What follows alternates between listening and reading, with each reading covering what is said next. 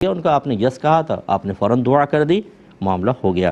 بھائی نے فرمایا کہ یہ جو مسجد میں نفل کی جماعت ہوتی ہے جائز ہے کہ نہیں؟ بالکل جائز ہے، لیکن صرف نفل کی جماعت تک محدود نہ رہیں، اس میں ایک اصلاحی بیان بھی رکھ لیں۔ پہلے اس نفل کی جماعت ہو گئی، اس کے بعد آپ 15-20 منٹ کسی اچھے عالم دین کا، کوئی اچھا سمجھانے والے کا ایک بیان ضرور رکھیں، کیونکہ ہمارے یہاں عرف یہ ہو گیا ہے کہ جب نفل کے لیے بلاتے ہیں تو جھوک در جھوک لوگ آتے ہیں، مسجد بھر جاتی ہے، اور آپ فرائض کے لیے بلائیں یہ نہیں آتے۔ تو چلو کسی بہانے اگر جمع ہو گئے ہیں تو آپ ان کو پھر کوئی اصلاحی بیان بھی کریں۔ یہ یاد رکھیے کہ جو علماء متقدمین تھے انہوں نے نفل کی جماعت سے منع کیا تھا، اس کی قلت تھی، وجہ تھی۔ اس زمانے میں لوگ جماعت کے لیے فرض یعنی نمازوں کی جماعت کے لیے جو واجب ہوتی ہے اس کے لیے جھک در جھک حاضر ہوتے تھے۔ انہوں نے کہا کہ اگر آپ نفل کی جماعتیں قائم کریں گے نا تو فرض جماعت کی اہمیت کم نظر آئے گی، اس لیے یہ نہ کریں، ان کو ایسا کرنے دیں۔ پھر ماحول بدل گیا، لوگ فرض کے لیے نہیں آ رہے۔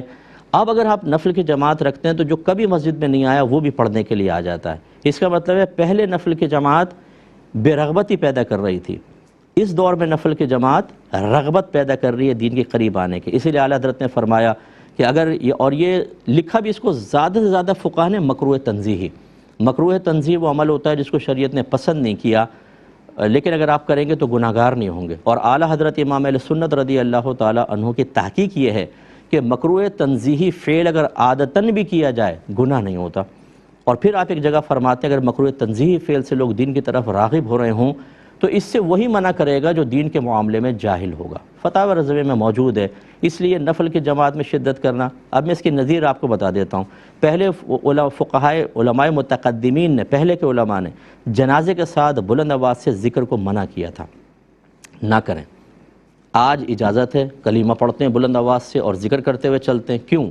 وہ کہتے ہیں اس وجہ سے کہ پہلے دور ایسا تھا کہ جس میں جو جنازے میں شرکت ہوتا وہ اس سے نصیحت حاصل کر رہا ہوتا تھا، عبرت حاصل کر رہا ہوتا تھا، اس میں بلند آواز سے ذکر اس نصیحت کے حصول میں رکاوٹ بن سکتا تھا، حالانکہ یہ زیادہ اثر کرتی ہے، اس لیے منع کر دیا۔ اب آپ دیکھیں لوگ جنازے کے ساتھ جاتے ہیں، موبائل ہاتھ میں ہوتا ہے، باتیں کر رہے ہیں، ہنس رہے ہیں، ہنسی مذاق ٹھٹے چل رہے ہیں پیچھے بعض اوقات۔ تو اچھا ہے ذکر الہی میں مشغول ہوں، نصیحت تو ویسے حاصل نہیں کر رہے، عبرت ویسے حاصل نہیں کر رہے، ذکر سے بھی آپ منع کر دیں، لہٰذا اب یہ ذکر الہی جنازے کے ساتھ بالکل صحیح ہے۔ جو نفل کی جماعت سے منع کرتے ہیں، دائرہ ادب میں رہ کر ایک طالب علم کی حیثیت سے میں کویسچن چھوڑ رہا ہوں، آپ جنازے کے ساتھ ذکر کو کیسے جائز قرار دیتے ہیں؟ خود آپ ذکر کر رہے ہوتے ہیں، حالانکہ نفل کی جماعت کو بھی علماء متقدمین نے منع کیا اور بلند آواز سے ذکر کو بھی منع کیا۔ ایک جائز اس دور میں، دوسرے کے پیچھے آپ ابھی تک پڑے ہوئے کہ جی نفل کی جماعت جائز نہیں ہے۔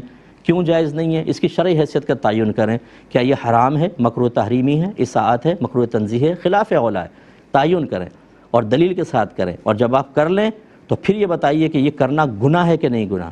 اگر نہیں ہے گناہ، کیونکہ آپ گناہ تو ثابت ہی نہیں کر سکتے، قیامت تک نہیں کر سکتے، میں چیلنج کر رہا ہوں، جب یہ گناہ ہی نہیں ہے تو آپ کیوں اس پہ شدت اور سختی کر کے لوگوں کو منع کر رہے ہیں؟ اور جو قائم کرتے ہیں ان کو آپ فاسق، فاجر اور گناہگار قرار دے رہے ہیں۔